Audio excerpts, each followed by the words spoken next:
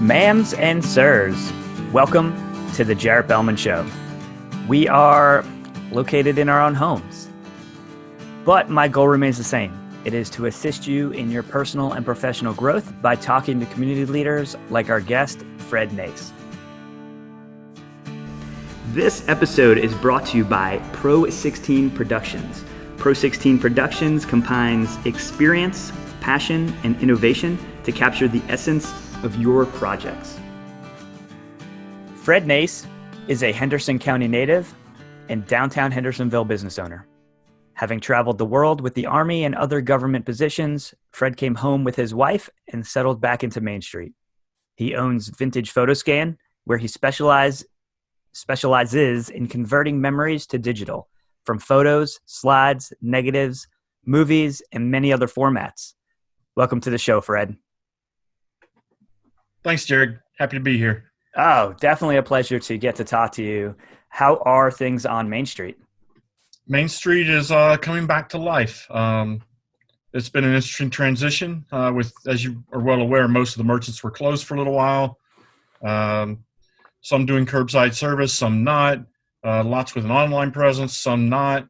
But the doors are opening again, and people are trying to safely come back out and take advantage of all that Main Street has to offer. That's great. So you grew up here in Henderson County.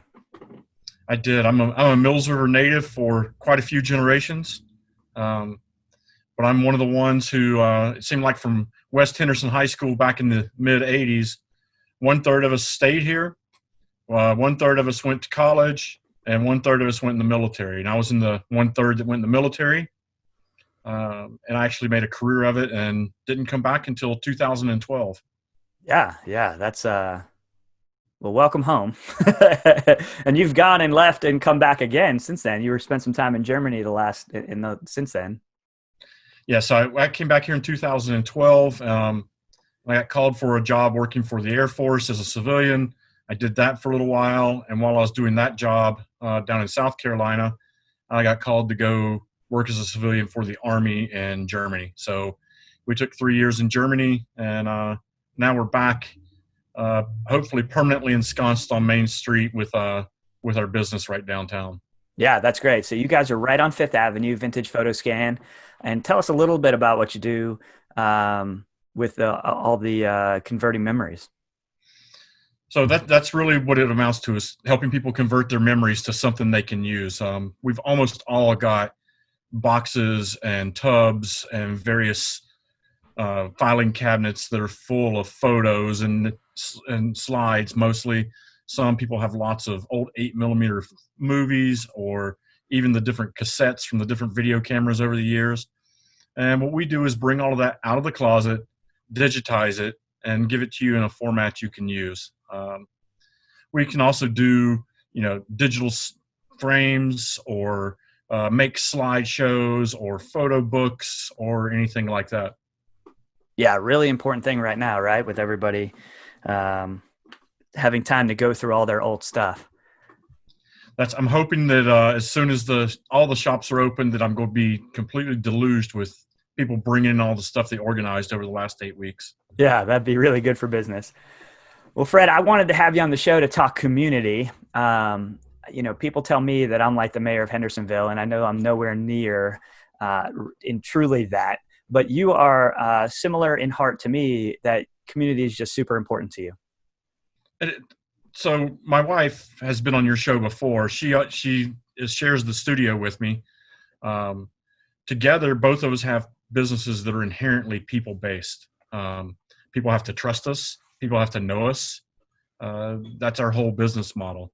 And it's who we are as people, more importantly. So we do strive to be part of the community. We're official members of lots of organizations and unofficial members of so many others. And we really just strive to be a part of that community. And we talk to people on the street, whether they're tourists or locals or business owners or homeless. It doesn't matter. We're all part of the same community, and that's very important to us.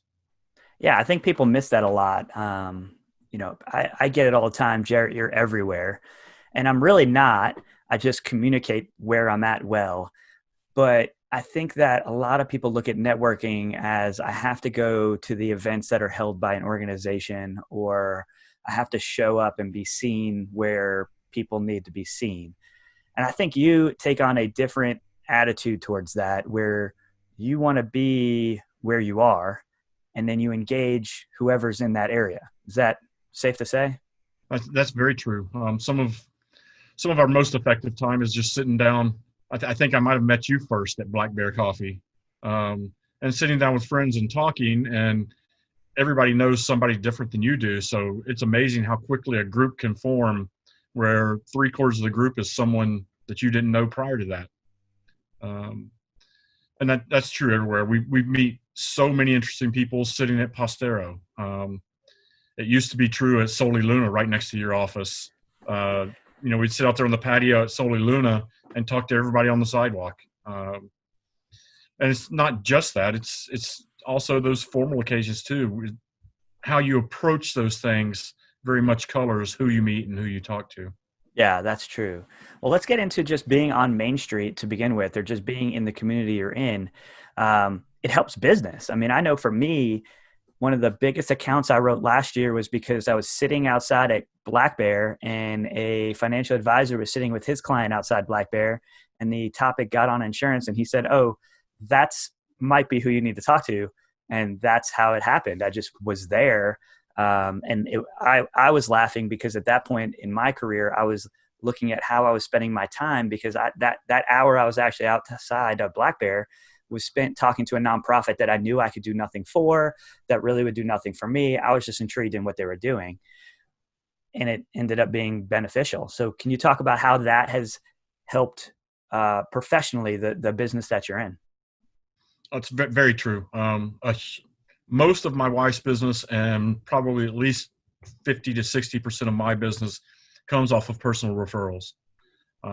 And some of those referrals are from people who have used our services, and some of those referrals are from people who haven't used our services but know customers who have, or have met us and know us and know that we are trustworthy.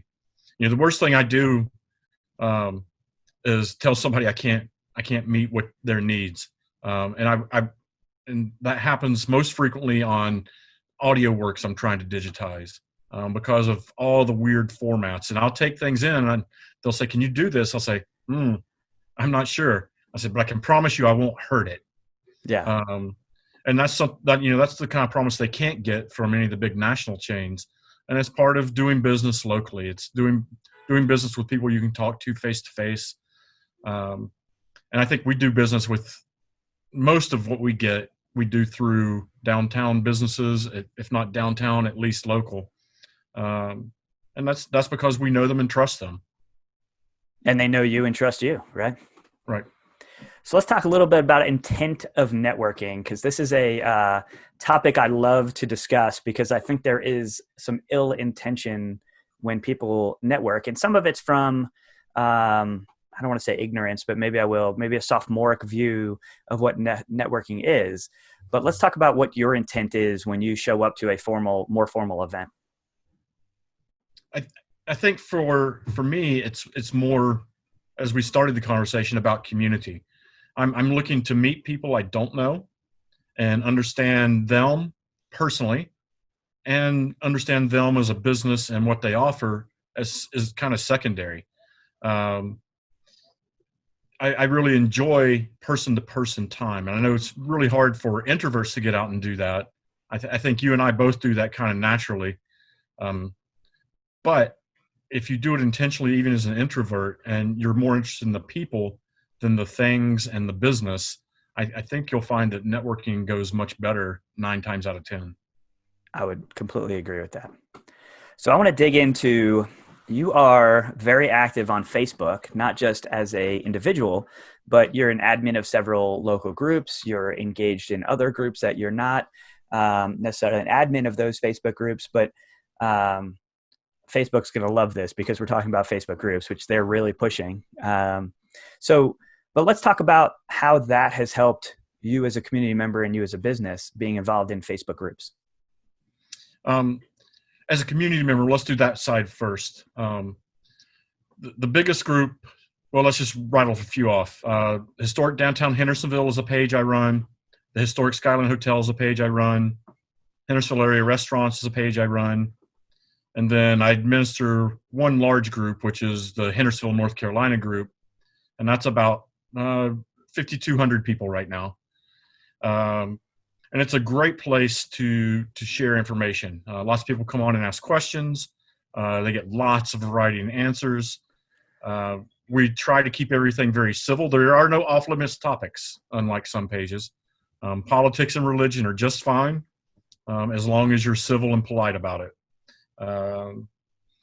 And we've had some challenges with that over the last couple weeks, but that's going to happen anytime you get that many people together in one place. And realistically, it's almost like putting 5,200 people in one room. So everybody's not going to get along all the time. What it really does, though, is I think my personal friends list has probably grown 100% since I took over that page last fall.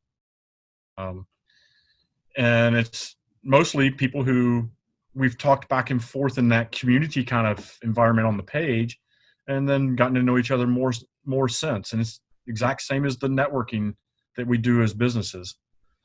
From a business point of view, I think that having the person-to-person kind of interactions that we have really carries through onto numerous pages. We almost everybody is a member of at least one community page that is their community.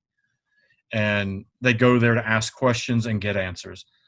And many times, someone I know will tag Vintage PhotoScan when they see someone looking for the services we provide.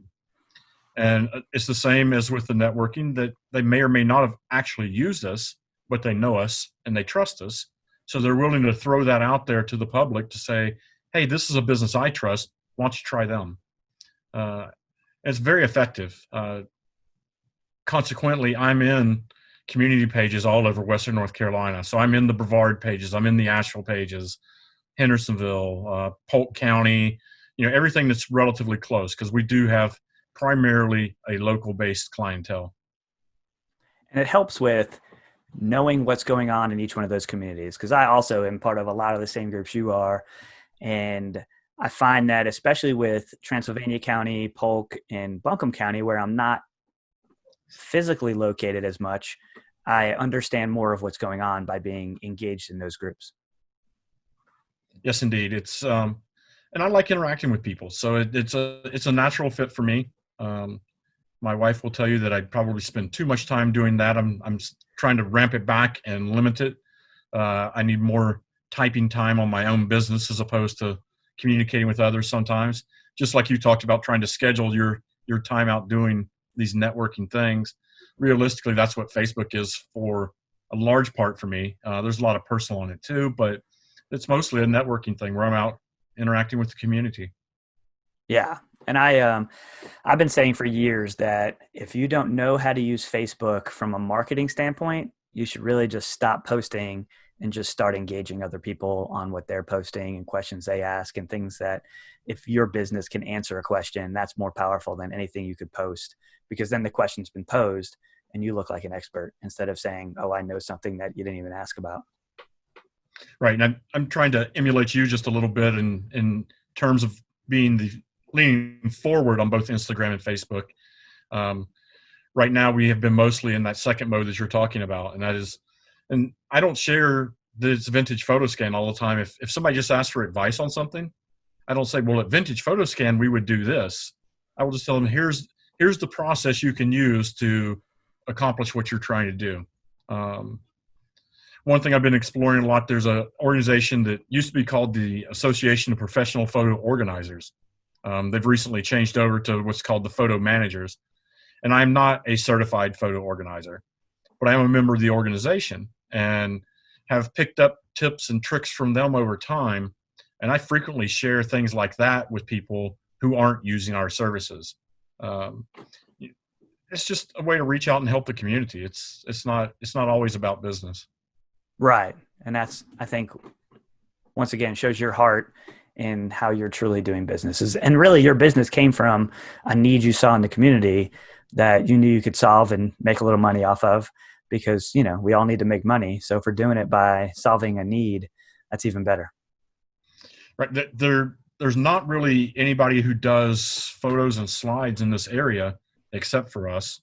And there used to be two other companies that did a lot of video work, but they've both gone by the wayside. One gentleman retired, another one moved on to a new career, and it's actually his building's directly out my back door, and is one of the buildings that goes away for the parking garage downtown. But even with those two guys, we had a great relationship, and if I had something I couldn't do, they would either teach me how or do it for me. And we still do that with businesses that are a little bit farther away now. So if I do run into a problem with something I need to do for a client, I have someone down in Greer who has more experience than I do who will help. If we both run out of the capability, I have someone in Cary, North Carolina who I can call and say, hey, here's what I'm looking at. What do you do with this? And they'll help.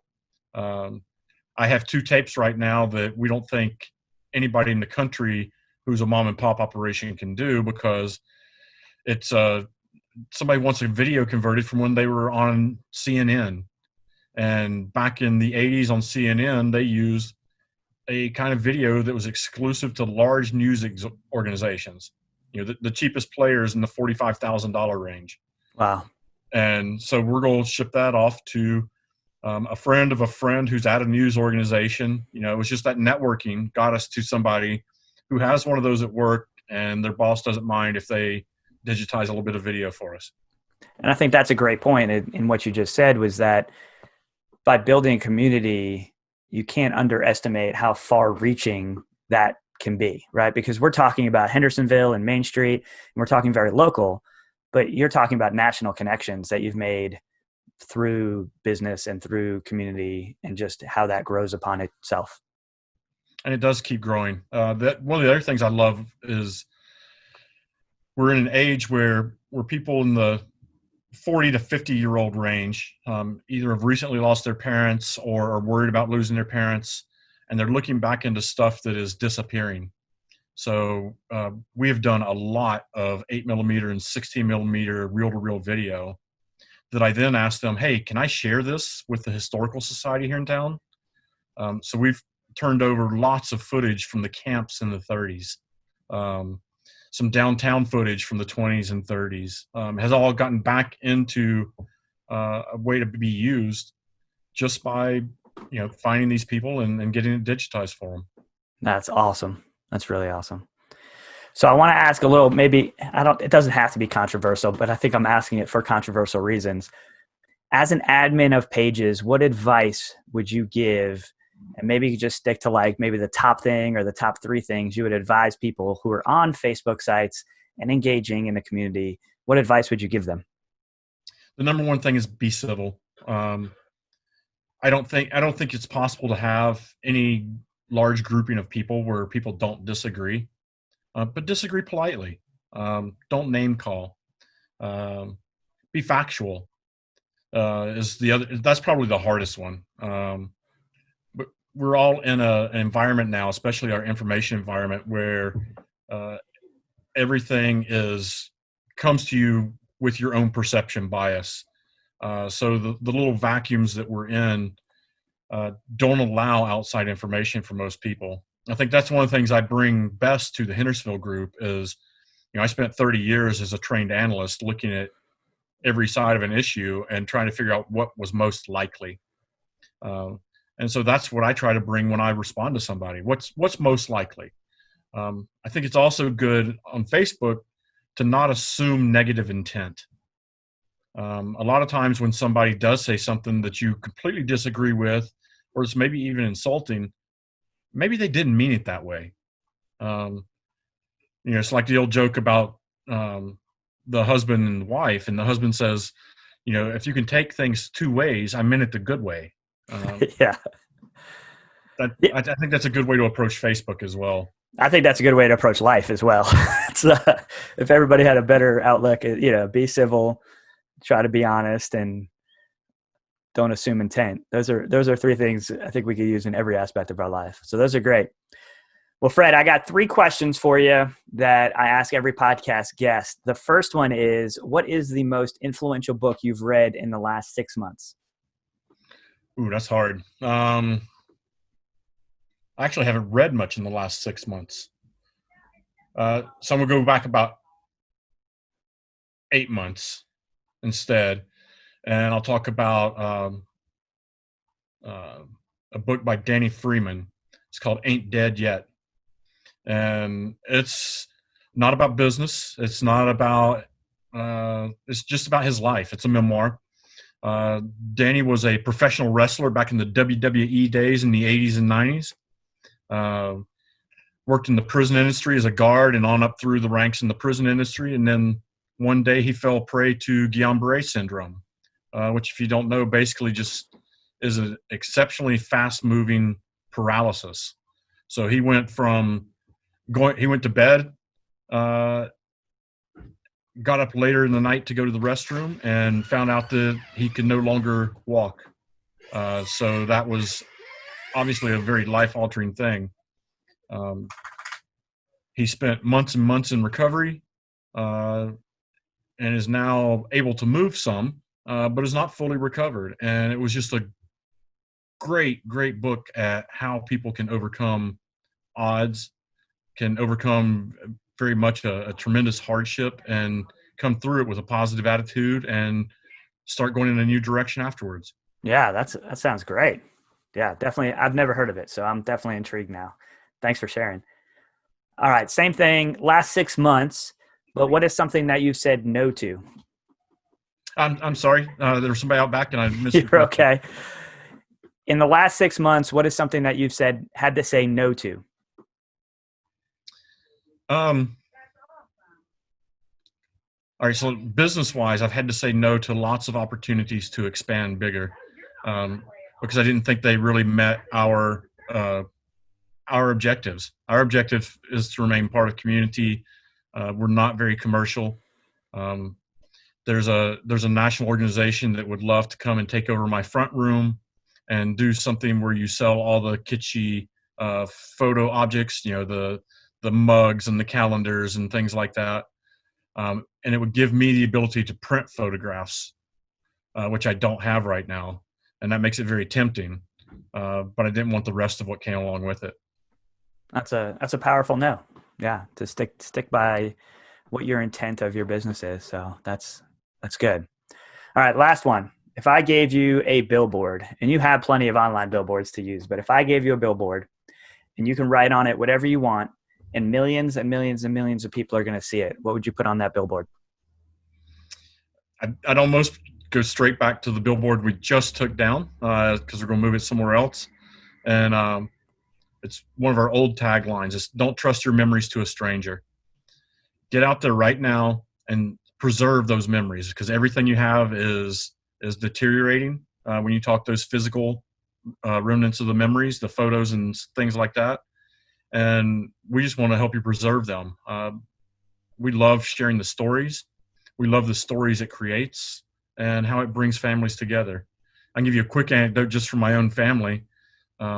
My second cousin, once removed, who was one of my mom's best friends when she was growing up, just brought me a cassette tape. It was her granddaughter interviewing her brother when she was in the 5th grade. It was a 13-minute interview of his experiences during World War II. So, of course, she's my relative, so I digitized it for free. And I said, and Estelle, what are we going to do with this now? Because I told you she's my cousin, but we're in the South, so she was my aunt because she was a generation older. I said, and Estelle, what are we going to do with it now? She's like, well, I don't know how to get it to everybody. I'm like, well, who do you want to get it to? And she started talking, and I ended up connecting with 10 more relatives on Facebook I didn't even know. And I sent it out to all of them, including the 5th grader who did the interview, who's now in her mid-30s with a 5th grader, and just started a conversation. And that's what you can do by digitizing things. That's really special. Really special. Well, Fred, thanks for being on with us today. It was a pleasure to sit down and talk with you. Thanks for coming on. I had a great time. We can do it anytime. Thank you for watching The Jared Bellmund Show. Be sure to hit subscribe, ring the bell for future notifications, and check out the description for more information.